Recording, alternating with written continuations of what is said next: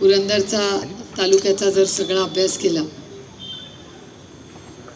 तर जेजुरीचं मार्कंडेश्वराचं मंदिर आपलं येळकोट येळकोट जय मल्हार. मी आत्ता जयंतरावांना विचारलं तुम्ही मंदिरात जाऊन आला का, तर ते म्हणले हो. जयदीप तुम्ही नसल्यामुळे भंडारा उधळला गेलेला नाही असं दिसतंय. त्यांचे कपडे स्वच्छ कसे काय राहिले, पिवळे कसं नाही झाले. सोन्यासारखी पिवळी आपली जेजुरी करायची आपल्याला आपली सत्ता आल्यावर. पण मला आनंद वाटतो एका गोष्टीचा की आज इथे यायच्या आधी जयंतराव मंदिरात गेले, आशीर्वाद घेतला आणि मग आपल्या कार्यक्रमाला आले. जेजुरीचा खूप मोठा इतिहास आहे आणि खरंच ही जेजुरी सोन्याची होती आणि त्याच्यात सातत्याने खरं तर दादांच्या काळापासून म्हणजे दिलीप दादांनी जेजुरीमधला विकासाची जी गंगा सुरू झाली ती दिलीप दादांच्या काळात झाली. आणि मग पाण्याच्या स्कीम असतील, रस्ते असतील, जे बघता येतात त्यांच्यासाठी सुखसोयी असतील, होळकर तलाव असेल, अशा अनेक ज्येष्ठ नागरिकांसाठी केलेलं काम असेल, हे सगळं दादांच्या काळात झालं. जेजुरीमध्ये MIDC आली, लोकांना हाताला काम झालं आणि पुढे त्यानंतर सातत्याने आदरणीय पवार साहेबांच्या विचाराने आपला हा संपूर्ण भाग मग शेती असेल, तंत्रज्ञान असेल, शिक्षण असेल, ह्याच्यात सगळे एकत्र मिळून काम करत राहिले. आज या भागातले लोकप्रतिनिधी संजय जगताप नाही आहेत, ते बाहेर गावी गेले, पण त्यांच्या वतीने त्यांचा मला सकाळी फोन आला होता की माझ्याही वतीने कार्यक्रमांना आणि आयोजकांना मनापासून शुभेच्छा द्या. आणि जेजुरी आणि सासवड या दोन्ही ठिकाणी पुरंदरवरले व्यासपीठावर सगळे आपले सहकारी मिळून आज चांगलं काम करतायत. आणि देशामध्ये जेजुरी आणि सासवडला स्वच्छतेचं बक्षीस हे देश पातळीवर मिळालेले आपल्या सगळ्यांसाठी एक अभिमानाची गोष्ट आहे. समाजाचे अनेक प्रश्न चव्हाण साहेबांनी मांडले. खरं तर मराठा, धनगर, लिंगायत आणि मुस्लिम समाजाच्या आरक्षणाबद्दल सातत्याने जयंतरावांच्या मार्गदर्शनाखाली महाराष्ट्रात त्याचा पाठपुरावा होतोच. पण दिल्लीमध्ये मराठा समाज, धनगर समाज, लिंगायत समाज आणि मुस्लिम समाजाबरोबर आजपासून जेव्हा जेव्हा मी हा मुद्दा मांडीन तुमच्यासाठीही मी पूर्ण ताकदीने पार्लमेंटमध्ये बोलीन, हे मला तुम्हाला कार्यक्रमाच्या निमित्ताने सांगायचं. मगाच्या पहिल्या भाषणामध्ये त्याचा उल्लेख झाला, तर तुम्ही फक्त मला एक नोट करून द्या की कुठल्या VJNTमध्ये आपण आहोत आता, आपल्याला कुठे जायचं आहे, त्याचा काही अभ्यास तुम्ही केला असेल. कारण मराठा समाज, धनगर समाज, लिंगायत आणि मुस्लिम समाजाच्या लोकांच्या बरोबर बसून आम्ही नियोजनबद्ध कार्यक्रम केला की काय बदल केले तर आरक्षण जे टिकेल असं देणं शक्य आहे. तसंच आपल्या समाजासाठीही मला वाटतं आपण आजपासून हा बलिदान दिन, आजपासून आरक्षणाच्या दिशेने कसा आपल्याला मार्ग काढता येईल ह्याच्यासाठी आपण सगळ्यांनी काम केलं पाहिजे. आणि त्याच्यासाठी महाराष्ट्र सरकार आणि दिल्ली दरबारी तुमच्या वतीने पूर्ण ताकदीने आम्ही सगळे लढू, हा शब्द या कार्यक्रमाच्या निमित्ताने मी तुम्हाला देते. तुमच्या भाषणामध्ये समाजाचे अनेक प्रश्न, शिक्षण असेल, आरोग्य असेल, हे फार पोटतिडकीने तुम्ही मांडले. हा समाज संख्येने कमी असला तरी निष्ठेने फार मोठा आहे आणि शब्द दिला की तुम्ही पाळता, हे गेले अनेक दशकं या महाराष्ट्राने आणि देशाने पाहिलेले. तुमच्याही समाजात कर्तृत्ववान महिला आणि पुरुष शिकले, स्वतःच्या पायावर उभे राहिले. आणि खरं तर भटक्या विमुक्त समाजाबद्दल या राज्यामध्ये सगळ्यात जास्त कुणाला प्रेम असेल तर ते कैलासवासी यशवंतराव चव्हाणांना. चव्हाण साहेब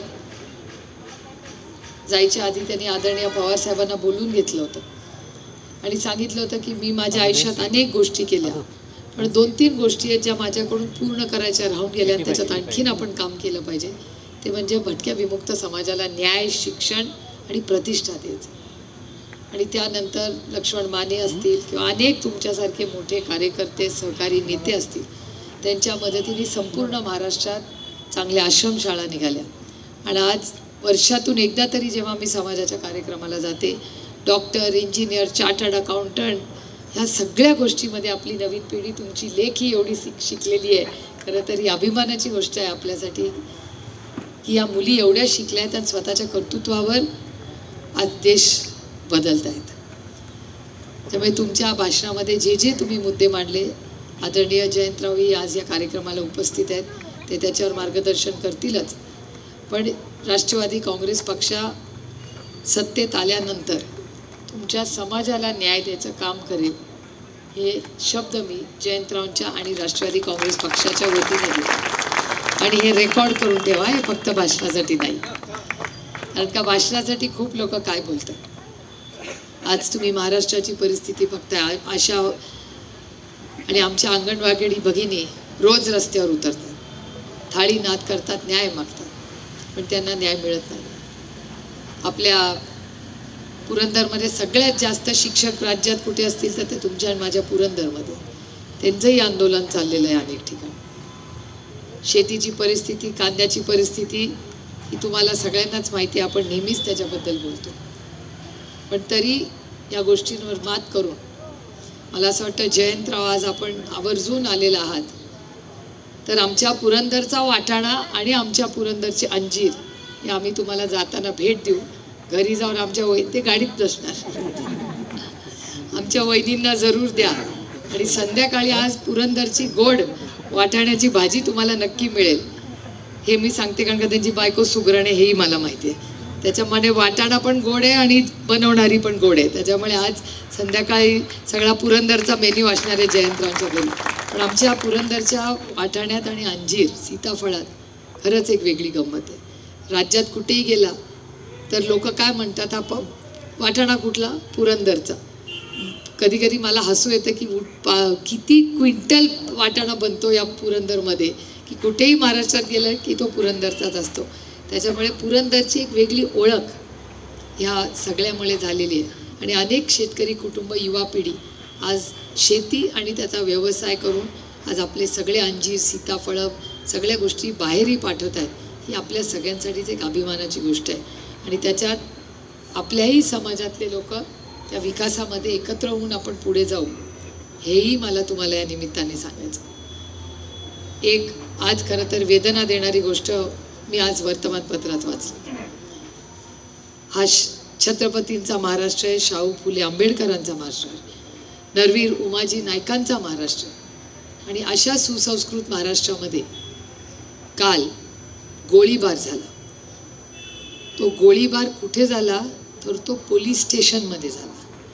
आणि सत्तेत असलेले दोन लोक, जे दोन्ही पक्ष सत्तेत आहेत, अशाच लोकांनी एकामेकावर गोळीबार केला. असं कधी ऐकलं कधी? आणि मी म्हणजे मला काळजी फक्त तुमची तर आहेच, पण या लेकींची पण. आज पुण्यामध्ये महिला मला सांगतात की ताई, आम्हाला फक्त बाकी काही नाही, सगळं झालंय, विकास चांगला झालाय, आम्हाला फक्त आमच्या मुलींची सुरक्षितता बघा. कारण का ती कोयता गँग पुण्यात फिरते.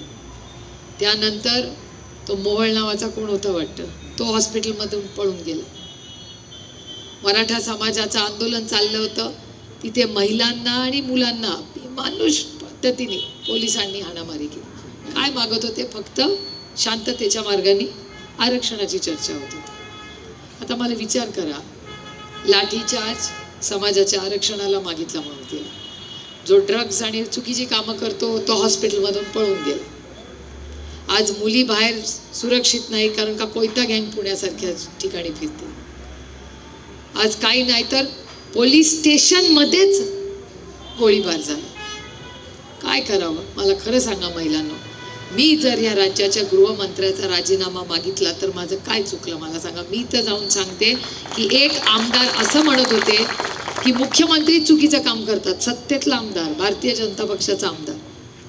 तर मग जर भारतीय जनता पक्षाचा आमदार जर म्हणत असतील की मुख्यमंत्रीच गुंडाराज आहे, मी म्हणत नाहीये, हे भारतीय जनता पक्षाचे आमदार म्हणतायत की गुंडागिरी वाढतीये कारण का महाराष्ट्रातले मुख्यमंत्रीच त्याला खतपाणी घालतायत. हे भारतीय जनता पक्षाचा जर आमदार म्हणत असेल तर ह्या सरकारला राहायची नैतिकता आहे का नाही, का हा सरकार काढून टाकलं पाहिजे, हे तुम्ही मला याचं उत्तर द्या. माझी मागणी आहे आणि मी केंद्र सरकारमध्ये तुमच्या आशीर्वादाने मी दिल्लीला गेले. मी दिल्लीमध्ये सोमवारी मागणी करणार आहे केंद्र सरकारला की हे जे महाराष्ट्राचं खोक्याचं सरकार आहे याला हद्दपार करायची वेळ आलेली आहे आणि रामराज्य जर आणायचं असेल, कारण ताई तुम्ही मगाशी रामाबद्दल सविस्तर बोलला, हे रामाचं फक्त नाव घेतात पण भारतीय जनता पक्ष होता जो चांगला होता, आत्ताचा बोलत नाही आहे, तिथे भारतीय जनता पक्षामध्ये सुषमा स्वराज नावाच्या अतिशय सुसंस्कृत महिला होत्या आणि त्यांची भाषण मी अनेक वेळा ऐकली आणि त्या म्हणायच्या मर्यादा पुरुषोत्तम श्रीराम. आता या सरकारने कुठली मर्यादा ठेवली आहे मला सांगा. घर फोडा पक्ष फोडा ते तर आहेच, आता तर एक म्हणजे ही कुठली मर्यादा सांगा की पोलिसाच्या समोर पोलीस स्टेशन मध्ये बसून एकामेकावर गोळीबार करतात सत्तेतले लोक. असं सरकार राहायला हवं का जायला हवं हे त्याचं उत्तर तुम्ही मला सांगा. त्यामुळे मी मागणी करणार आहे की ह्या भ्रष्ट खोक्याच्या सरकारला केंद्र सरकारने आत्तापासूनच काढून टाकलं पाहिजे, कारण का इथे काही सुधारणा होत नाही आहे. गोळीबार उघड्या डोळ्याने होतोय, राज्याचे गृहमंत्री काही करत नाही आहेत, गुंडाराज म्हणून मुख्यमंत्र्यांवर आरोप होत आहेत. त्याच्यामुळे अतिशय गंभीर महाराष्ट्रात परिस्थिती आहे. आरक्षण सोडाव जान बचे की तो आरक्षण मागेंगे, इधर जानी दिक्कत में. आता त्यांच्यावर गोळ्या मारतात एकामेकावर, उद्या आपल्यावर मारतील. विचार करायचा, पोलीस स्टेशनवर एखादा आमदार जाऊन गोळी मारतो हे किती डेंजरस आहे मला सांगा. तुम्हाला नाही काळजी वाटत? त्यामुळे या सगळ्या गोष्टीचा आपण सगळ्यांनी गांभीर्याने विचार करावा लागेल. त्याच्यामुळे माझी आजच्या मीटिंगमध्ये 2 मागण्या, 3 तुम्हाला खरं. एक तर आरक्षणाची मागणी पूर्ण ताकदीने मी तुमच्यासाठी राज्यात जयंत पाटील साहेब करतील, मी दिल्लीत तुमच्या वतीने करीन. एक, आपलं जेव्हा इलेक्शन होईल आणि आपली सत्ता येईल तेव्हा आपल्या समाजाला न्याय मिळायचं काम जर करेल तर ते राष्ट्रवादी काँग्रेस पक्षच करेल, हे मला तुम्हाला निमित्ताने सांगायचं आहे. आणि तुमच्या सगळ्यांची सुरक्षितता ही आमची नैतिक जबाबदारी आहे. ह्या सरकारला काही ते जमत नाही आहे, त्याच्यामुळे ह्या सरकारला घरी पाठवायची वेळ आलेली आहे. आणि रामराज्य आणायचं असेल आणि मर्यादा पुरुषोत्तम श्रीरामाचं राज्य आणायचं असेल तर आपल्याला सगळ्यांना पुढच्या वर्षात एकत्र मिळून काम करावं लागणार आहे. आणि जे खरे जे या राज्याचं ज्यांना खरंच छत्रपतींचं नाव घ्यायचा अधिकार आहे, शाहू फुले आंबेडकरांचं नाव घ्यायचा अधिकार आहे, नरवीर उमाजी नाईकांचं नाव घ्यायचा अधिकार आहे, असं जर राज्य आणायचं असेल तर आपल्याला पुढच्या वर्षभरात याच्यासाठी कष्ट करावे लागतील. हम लोग लढेंगे और हम जीतेंगे, हे खरं तर तुम्हाला मी सांगायला इथे आले. आज चव्हाण साहेबांनी फार चांगले दरवर्षी हा कार्यक्रम ते इथे घेतात. खूप सुंदर पुतळा आदरणीय पवारसाहेब, मला वाटतं विलासरावजी देशमुखही त्या कार्यक्रमाला आले होते. या सगळ्यांच्या प्रयत्नातून एक खूप आपल्याला ऊर्जा देणारा असा हा दिवस आहे. त्यामुळे त्यांनी केलेले जो संघर्ष आहे त्याच्यातून ऊर्जा घेऊन आपण आज ह्या वर्षाच्या कामाला लागूया. तुमचे कार्यक्रम असेच पुढे चांगले राहतील. कार्यक्रम पुढच्या वर्षी ह्याच्यावर मोठा करू, कारण का पुढच्या वर्षी आपण सत्तेत असू. सत्तेत असताना आपल्या आरक्षणाचा प्रश्न पुढे कसा न्यायचा ह्याच्यासाठी पूर्ण ताकदीने लढू. आल्यानंतर आपण सगळ्यांनी आमचं प्रेमाने स्वागत केलं, याबद्दल आपले मनपूर्वक आभार मानते आणि आदरणीय जयंतरावांना विनंती करते की त्यांनी आपल्याला मार्गदर्शन करावं. जय हिंद, जय महाराष्ट्र, जय आघाडी.